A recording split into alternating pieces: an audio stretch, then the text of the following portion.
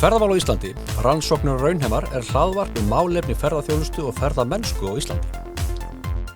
Við Gunnar Magnús og Madalena erum öll kennara og rannsakendur í ferðamálafræði við Háskóla Íslands og erum gestgjafar þáttanna.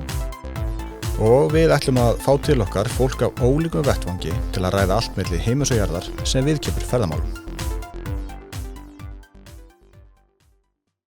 Komið í sæl og verið velkomin í hlaðvarpið Ferðamál á Íslandi, rannsóknir og raunheimar. Við erum hér Magdalena og Magnús. Hæ. Og gestur okkur í dag Ólöf Ýr Alladóttir. Sæl og blessuð,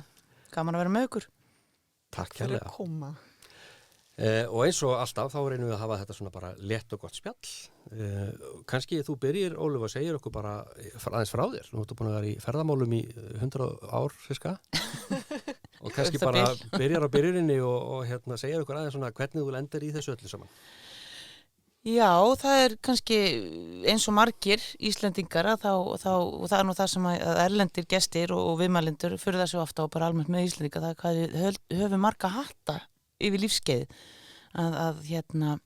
við erlendis þá finnst mann eins og að sé svona gert ráð fyrir að fara svolítið á svona þinn stað og svo bara vinnur þar, eða var það allavega sko. Og ég man það að maður var að svona segja frá sínu bakgrunni, þá var fólk alveg bara svona, og hvað ertu gömul? En þá er oft náttúrulega að Íslendingar eru að gera marga hluti samtímis líka. Já, og byrja líka snemma. Og byrja snemma, já. Þannig að það má kannski segja að mín aðkoma ferðaþjónustu fyrst, ég myndi segja að hún tengist því að ég var landvörður í Kverkfjöllum árið 1990 fyrir allmörgum árum síðan. Þá ég vilti svona svolítið inn í það með vinkonu minni, ég var að vera skálaverður í Sigurðarskála og svo landvörður í Hvannalindum og það varð eiginlega ekki aftur snúið, ég var sem sagt á þeim tíma þá var ég að læra íslenska bókmenntir og var svona eitthvað aðeins að velta fyrir mér að fara út í dramatúrgíu, það svona heillaði svolítið, svona leikhúsið og en vendi mínu kvæði í kross eftir þetta sumar, kláraði íslenskuna og skráði mig í líffræði. Og vegna þess að þá hafði einhvern veginn kviknað á einhvers konar svona vistfræði áhuga hjá mér. Ég var svo landverður í fjöldasumra í Kverkfjöllum þetta eina sumar og svo í Mývatnssveit og síðan í Jökulsárgljúfrum og inn í milli að þá var ég líka leiðsögumaður í hestaferðum fyrir Skagfirst hestafyrirtæki. Ég var reyndar þekktur það í fyrstu ferðinni, þá var ég svo sem datt að baki fyrst og var eiginlega ráðin að því ég kunni öll orðin við Erlu, góðu Erlu. En sem sagt, óks nú kannski vonandi upp í það starf og það var mjög skemmtilegt líka. Og það kannski veldur því að ég fer svo að verða viðloðandi ferðaþjónustuna.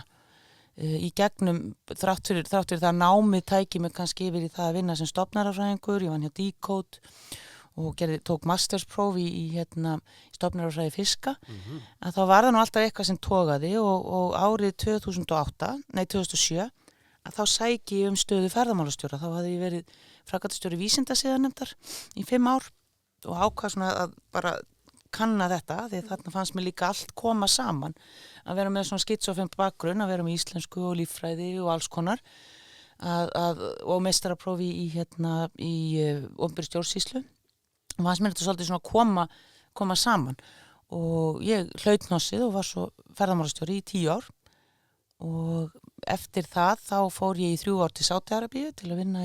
svona til að gera langa sögustutta, fór ég í Sádi-Arabíu og vann þar að stórum ferðaþjónustuverkefnum í 3 ár. Í millitíðinni keyptum við hjónin gamalt skólahús í Fljótum í Skagafirði sem við endurbyggðum sem hótel og að því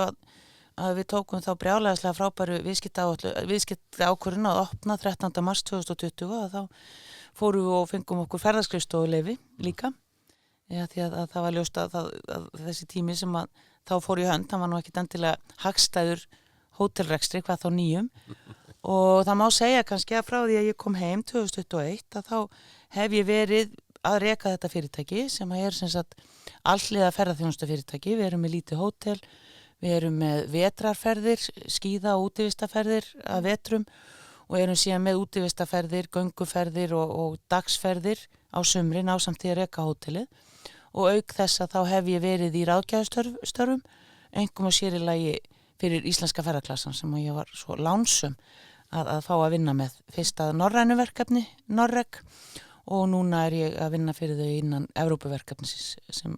kallað Phoenix, sem mjög spennandi verkefni líka. Þannig að það svona í nótskurn, svona minn bakgrunnur. Já, síðastliðin 100 ára eða svo. Já, það er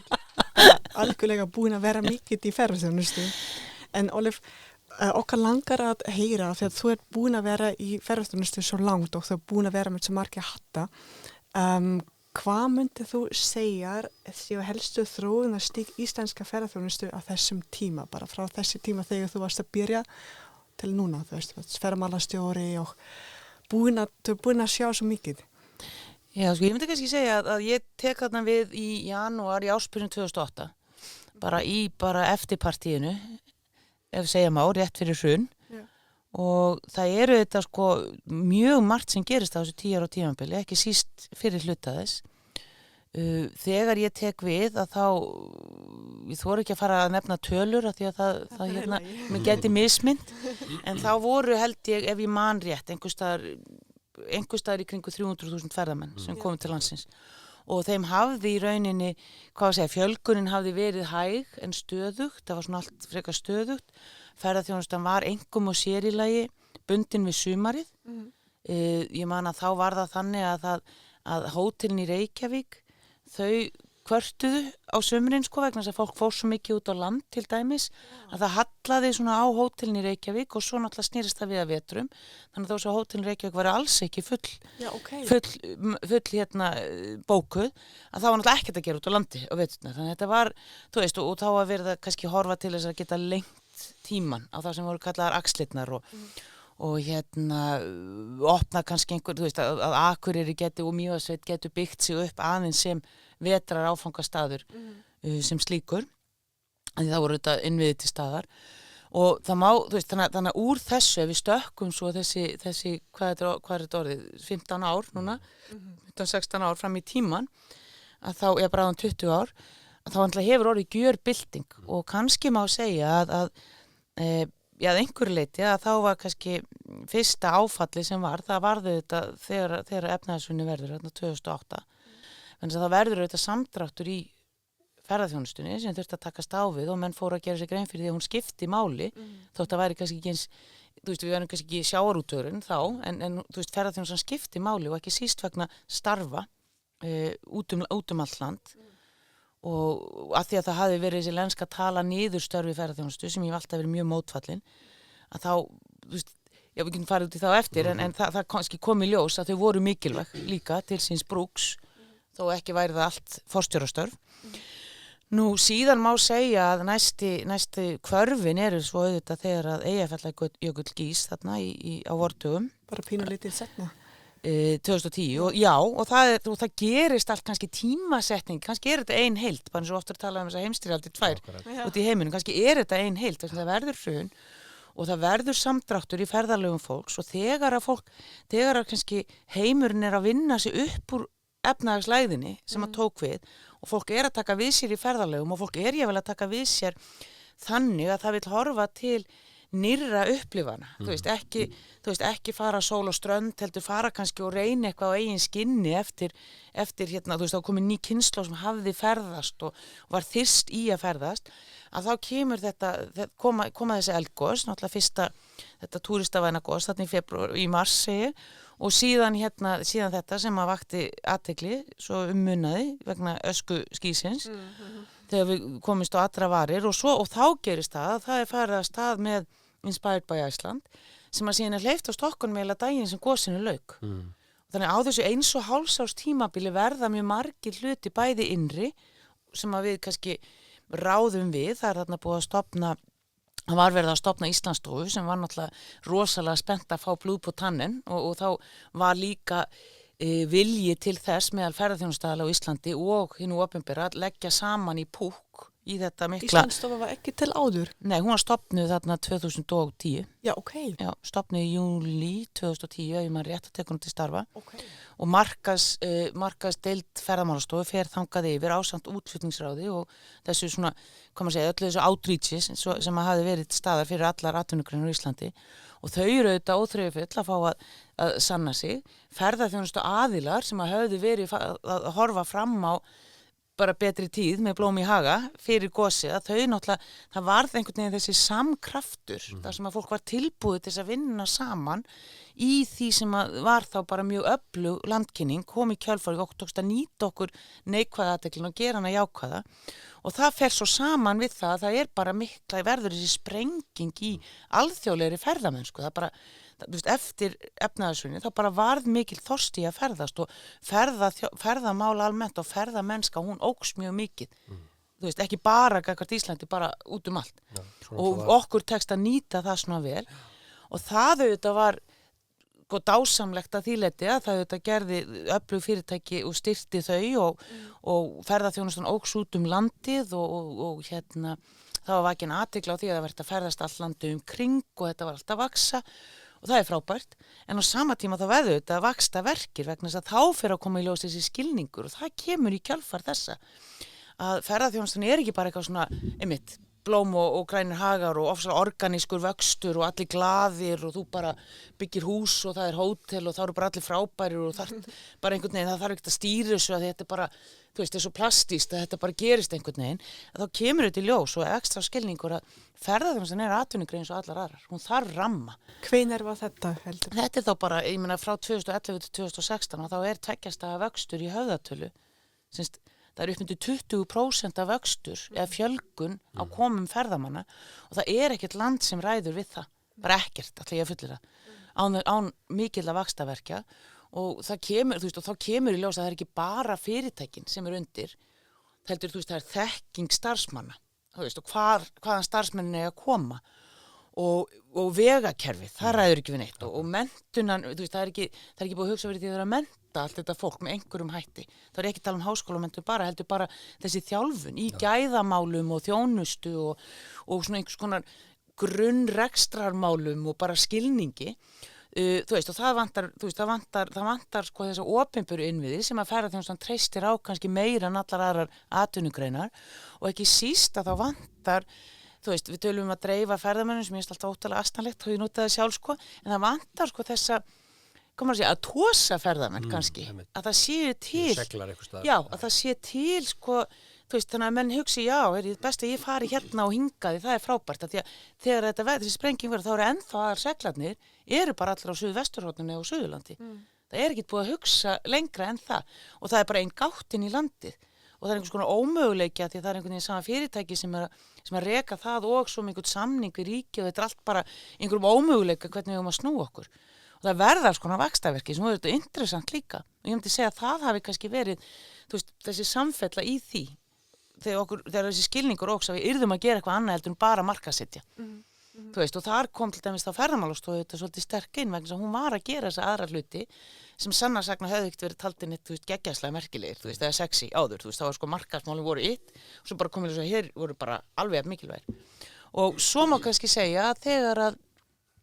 í kringum 2017, 18, 19 þá virðist vera að komast á einhvers konar jafnvægi og þá auðvitað kemur faraldurinn, COVID faraldurinn og hann setur þá alltaf hliðin aftur að því auðvitað var það ferðaþjónustan sem leið kannski einna mest af öllum atvinnugreinum fyrir þann faraldur og kannski erum við ennþá að gangi í gegnum það að því auðvitað, þú veist, bæði þá sámar og það er enda að byrja aðeins fyrr en það voru að verða samrunar og þú veist, það fjölgar fyrirtækjum, ég held að 1000 fyrirtæki hafa verið stofnuð á árunum 2011-2016 þú veist, og það var bara ekkert fyrirtæki sem fór á hausinn, skilur það var svo mikið fjölgun að það var bara einhvern veginn, bara, þú veist, og svo náttúrulega þegar þetta gerist að þá kannski verður einhvers konar, ég ætla ekki að segja hreinsun, en það verður sem sagt, þú veist, þá þurfa menn að takast á við hlutin og meiri segja fyrirtæki sem voru kannski stöndu og höfðu kannski yfirskuldsett sig í einhverjum væntingum áframhaldandi, já, ekki kannski svona vöxt, þú veist, ekki kannski, þú veist, margfaldaðan vöxt en einhvern vöxt, sko. Þú veist, að þetta varð, já, þannig ég held að það séu kannski þriðju hvörfin og við erum kannski gangi gegnum þau að einhverju leiti ennþá, þó að það sé að komast jafnvægi á þar. Og finnst þér þá að í gegnum þessi við tölum þessu tímabil, finnst þér sko þekkingin hafa aukist, eða finnst þér erum við ennþá að svona vondur íslensku hjakki sama farinu, eða hefur verið eitthvað framþróun? Já, ég held að þeir sem segja að það gerist aldrei neitt að þeir, þú veist, ég held að þeir séu nú kannski svolítið að tala sér þvert hug. það hefur bara mjög margt gerst og það reyndar fyndið að það alltaf sömu spurningarnar sem þú veist, það stundur sem maður sér sko, fólk byrjar að segja bara sömu hlutuna fyrir 10 árum og maður brosir svona kannski út í annað að því það eru alltaf sömu spurningarnar, já, vegna þess að það er þróun, skilji,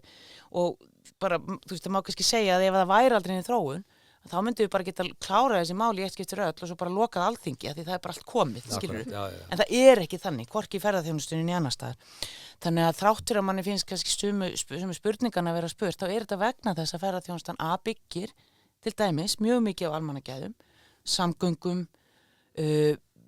heilsugæslu getur við sagt, menntun, og alls konar hlutum sem eru bara, þú veist, og svo þessu samspili, þessu einstaka samspili við íbúa landsins, skilur sem þá stundum bara ég vil að berjast sömu þjónustuna, má segja, þú veist, og stundum að lána þjónustuna að einhverju leyti eða jafnvel niðurgreið, þú veist, þetta er bara óbúslega flókið og spennandi samspil milli heimamanna og gesta og það að það er allir að nýta sér sama almannagæða grunninn en það hefur þetta verið gert heilmikið, þú veist, ég meina það hefur verið, þú veist, það er búið að byggja upp víða land, þú veist, bæði aðgengismál,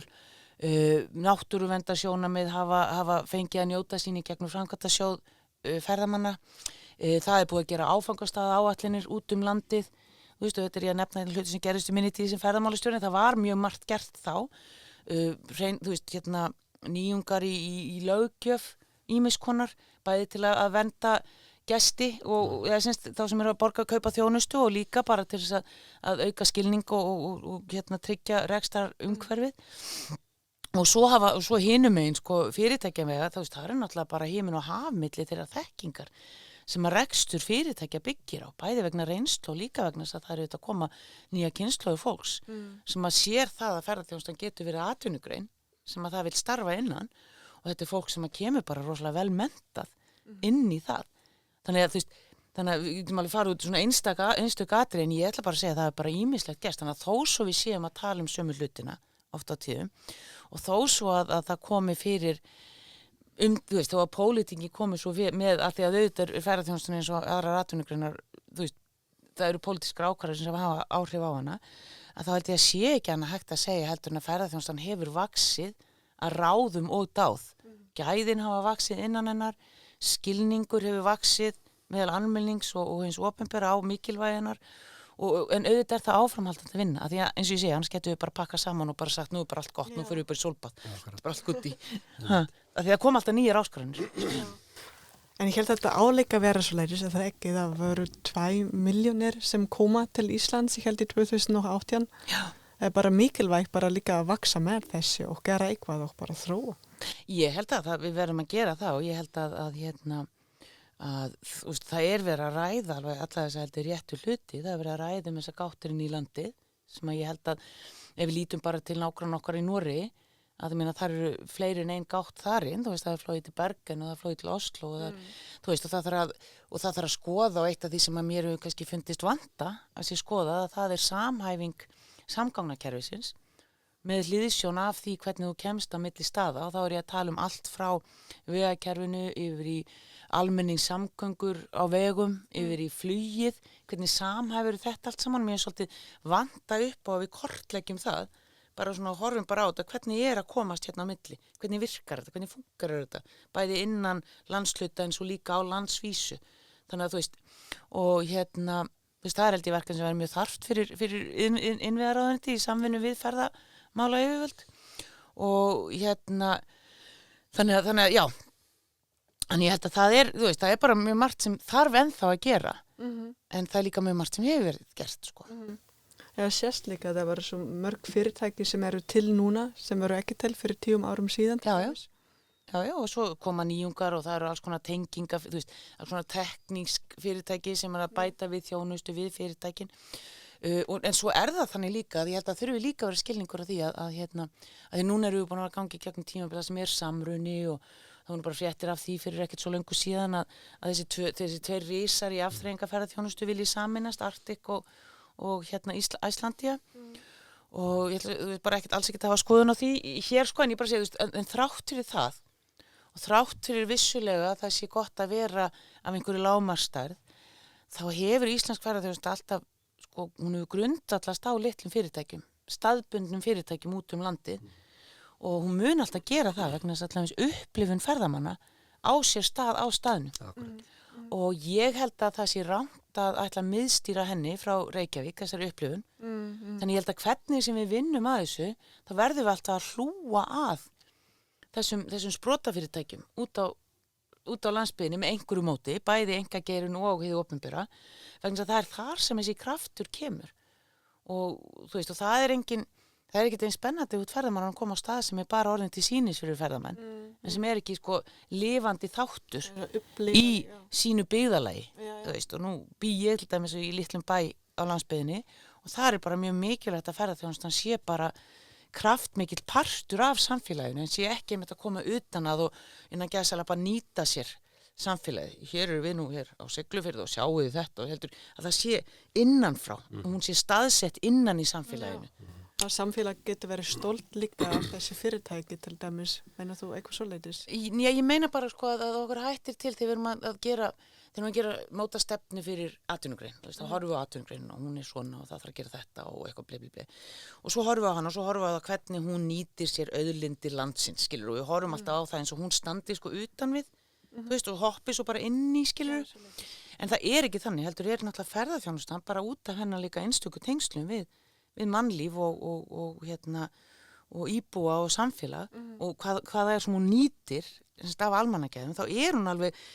staðsett innan og hún hefur áhrif á samfélagið bara í einhvers konar gagnkvæmu, jável ómeðvituðu samspili, af því hún breytir. Þú veist, ef þú fær gesti þá breytast hlutirnir, skilur þú bara á alls konar hátt sem við vitum ekki hvernig verður og það er bara spennandi og held ég engin ástæði til þess að þjarka í því að reyna að láta hann að hafa sem minnst áhrif, heldur bara að reyna að sjá hvernig áhrif viljum við að hann hafi og það gerist ekki nema við horfum á hana innanfrá, að við staðsýtum hana innan í samfélagi, stóru eða litlu og horfum á það hvaða áhrif er hún að hafa, viljum við að hún hafi svona áhrif, hvaða áhrif viljum við að hún hafi og hvað kallar það, hvers konar samtal kallar það á, hvers konar samspil, þú veist, hvað viljum við ekki til dæmis að ferðaþjónusta sé að gera. Það getur líka alveg skipt máli, sko. Langar að taka aðeins þennan punkt, að ég heldur sér komið svona í smá hugmyndafræðilega bakgrunn sem ég er svolítið forritur sem er þessi nærandi ferðaþjónusta. Jú, það er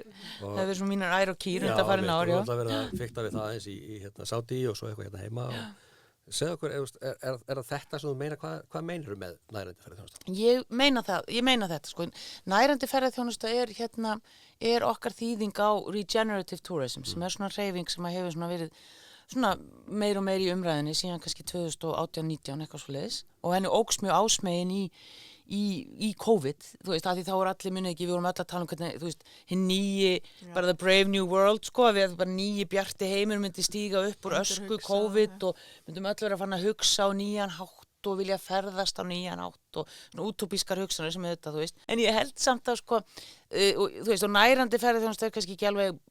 besta sko, þýðingin og orðinu regenerative en endurnærandi hljóma bara svo hræðilítla þú ert að tala við það, sko, þannig að við slepptum því. En allavega, og hún gengur út á þetta að ferðaþjónustan gerir sér grein fyrir þessum kröftum í allar áttir sem hún hefur og gerir sér grein fyrir hún er innan samfélags og þess vegna ef þú ert að móta stefnu fyrir ferðaþjónustu þá ertu í rauninni að móta stefnu fyrir samfélagið í heild á hvaða stigi sem það er og þess vegna þarft þú að tala við íbúa, þú veist, með einhverjum hætti á þeirra level líka, þú getur heldur ekki kalla bara á einhverja borgarafundi sem enginn er að mæta, þú veist, það kemur líka fundaþreit, þú þarft einhvern veginn að reyna að ná það og reyna að hlúa að þessum vilja. Þú veist, það geta vel verið hlutir sem að fólk vill eiga fyrir sig, skilurðu, getur vel verið að fólk vilji ekki einhverja ákveðna tegund af ferðaþjónustu, þú veist, kannski vill fólk finnast að, þú veist, vera meiri partur, þú veist, og það sé ekki vera að tala að ofan og niður, heldur að neðan og upp þegar stefna er mótuð og ég held að kannski er aðal þátturinn í því er þessi tímafaktor sem er alltaf vanmetin, því að ef þú ætlar að tala við fólk og ná því að tala við fólk, þarftu bara að gefa þér tíma. Veist, og okkur hættir svo til að vilja flýta okkur og það er kannski það sem við lærðum í norræna verkefnum okkar, það var það bara hvað hlutinni taka mikið tíma og þú verður bara að sýna þolinmæði og núna ég mjög spennt fyrir því að ég var svo heppin að ég fekk styrk úr uppbyggingasjóði SSNE. Já, til hamingju. Takk fyrir það. Fyrir áframhaldi, ég vann svona smá forvinnu að stefnumótun fyrir mitt byggðarlag, Fjallabyggð, á grunni nærandi ferðaþjónustu og nú ég að fara að takast á við það ótröð á næsta ári og við erum þarna nokkur í bænum sem erum líka vonast að það nýtist þá líka í rauninni að því að auðvita á endanum þá, þú veist, okkur fræðafólki því hætti líka til þess að vera svolítið inn í sinni búblu og þú veist, og svo þróun og stígagerð og þú veist, og eitthvað, skilur, og ég alveg þannig að því ég náttúrulega, þú veist, ég tala stundum um mig sem fallin fræðamann, lapsed scientist, að ég var náttúrulega lengi í vísindanarsóknum, en sko, þú veist, ég held að þú megum ekki gleyma því að til þess að ferðaþjónustan dafni, það þarf viðskiptavini. Jú. Veist, það bara svoleiðis, skilur, þetta atvinnugrein og þannig að við verðum einhvern veginn að hafa þetta samspila bæði að vera að gera þetta í sátt við byggðarlagið en líka skilaboðin sem við sendum frá byggðarlaginu, þú veist, hver mörkunin, hvert vörumerki byggðarlagsins eða ferðaþjónustunum í byggðarlaginu, hún í sátt við íbúar, þeir sáttir við að vera auðkendir með þessum hætti, skilur í rauninni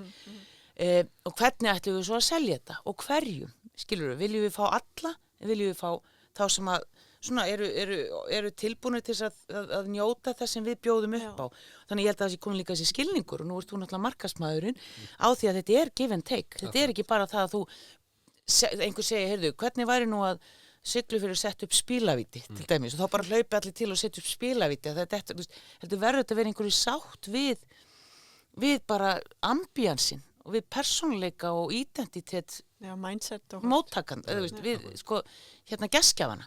Og það nærandi ferðaþjónusta líka, skilur við. Þannig að hún fer alveg út í hluti eins og markaðssetning og reynir að hafa þann skilning að við erum með þessa trend, við erum með samfélag, við erum með náttúru og svo erum við með businessin, við erum með fyrirtækin. Já. Og þau þurfa að dafna til þess að þau geti haft jákvæð áhrif inn í samfélagi.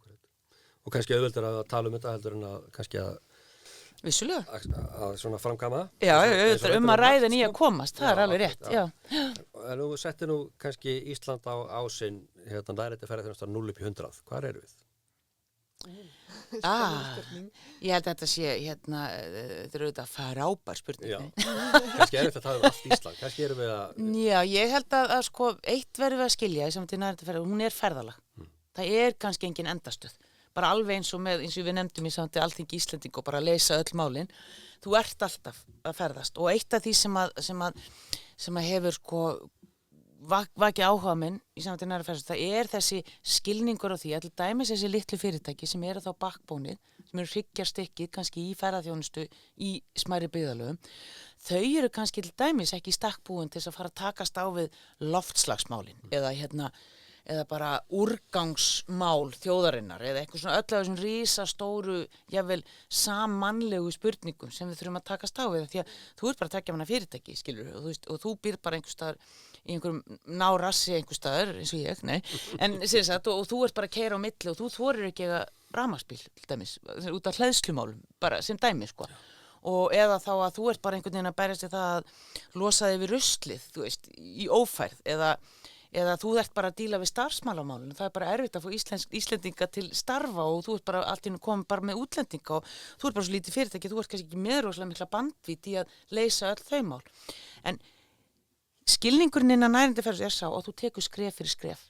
Þú veist, og við til dæmis innan norræna verkefni sem þá unnum við mikið með hugmyndafræði sem kölluð First Mile, sem mjög frábær samstarfskona, Milena Nikolova, hefur svona verið að þróa innan síns, hún svona atferðlis sálfræðingur og hefur verið að þróa byggt á þeim skilningi að þegar þú ferð í frí þá langar það ekkit endilega að vera, þú ert ekki að fara í frí til að vera heimsins